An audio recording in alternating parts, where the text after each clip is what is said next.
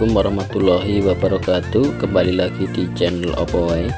Kali ini Opoway akan membahas mengenai pengisian formasi kosong atau yang disebut optimalisasi formasi ya. Jadi informasi ini bersumber dari live streaming briefing BKN dengan narasumber Bapak Suharmen, Deputi Bidang Sistem Informasi Kepegawaian BKN, dan Bapak Aris Widianto, Deputi Bidang Mutasi Kepegawaian BKN. Jadi menurut Bapak Suharmen terdapat 19.732 formasi kosong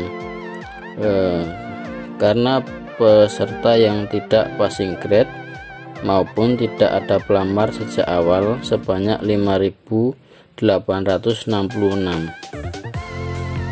Jadi ada peluang untuk peserta yang tidak masuk perankingan untuk mengisi formasi yang kosong tersebut. Ada dua jenis pengisian formasi, yaitu pengisian berdasarkan jenis formasi dengan jabatan dan lokasi formasi yang sama. Misalkan untuk jabatan Pranata Komputer pertama di kantor regional 12 misalkan ini ya, terdapat 3 jenis formasi, yaitu disabilitas, umum, dan lulusan terbaik. Nah, pada formasi umum misalkan terdapat 3 formasi yang dibutuhkan, sehingga jumlah pelamar yaitu 9 orang karena 3 kali formasi tentunya. Kemudian formasi disabilitas terdapat 1 formasi kosong karena tidak ada pelamar atau tidak ada yang passing grade ya. Dan lulusan terbaik juga ada 1 formasi kosong misalkan.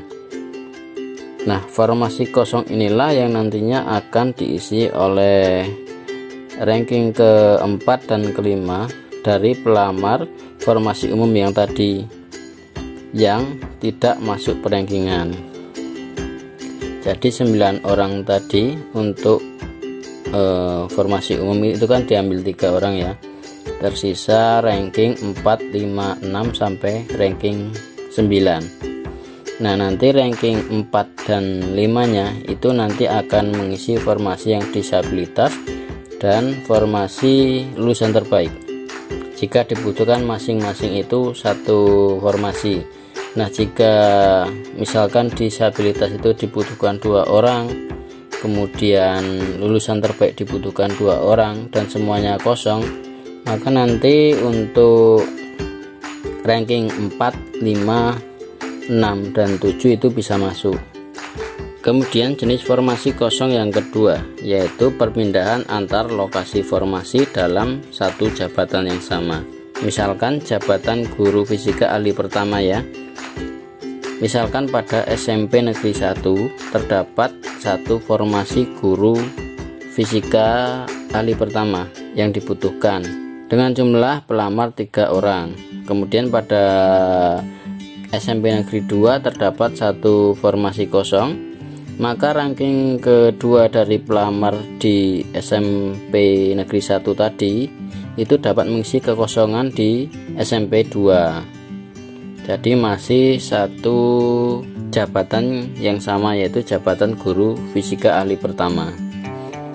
Nah, bagaimana jika ada guru fisika dari SMP lain, misalkan dari SMP 3 ya, yang sama-sama ranking 2 dan tidak masuk perankingan ya. Nah, maka diambil peringkat tertinggi di antara keduanya. Itu nanti yang akan mengisi kekosongan di SMP Negeri 2. Itu tadi yang saya tangkap dari pembahasan di live streaming tentang optimalisasi formasi. Mohon koreksi jika ada kesalahan ya, silahkan koreksi di kolom komentar. Semua optimalisasi atau pengisian formasi kosong ini dilakukan oleh sistem, secara otomatis dilakukan oleh aplikasi ya. Jadi tidak dilakukan secara manual atau melalui permintaan dari instansi tersebut. Nanti secara otomatis sistem akan memilih atau meranking sendiri siapa yang berhak untuk masuk di formasi tersebut.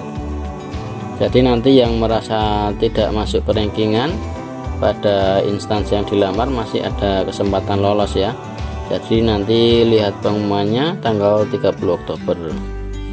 Nah, mudah-mudahan ada formasi kosong untuk teman-teman yang masih belum masuk ke perankingan. Sekedar informasi bahwa pemberkasan tahun ini akan dilakukan secara online melalui akun resmi SSCN. Jadi tidak seperti tahun sebelumnya. Untuk menghindari mobilitas orang, maka PKN membuat sistem agar pemberkasan itu dilakukan 100% diusahakan 100% itu online. Tetapi tidak menutup kemungkinan apabila instansi di daerah itu mungkin membutuhkan berkas fisik ya. Tapi nanti akan dibahas lagi oleh BKN, jadi tunggu saja informasi selanjutnya. Mungkin itu dulu pembahasan dari kami mengenai pengisian formasi kosong. Sekian, wassalamualaikum warahmatullahi wabarakatuh.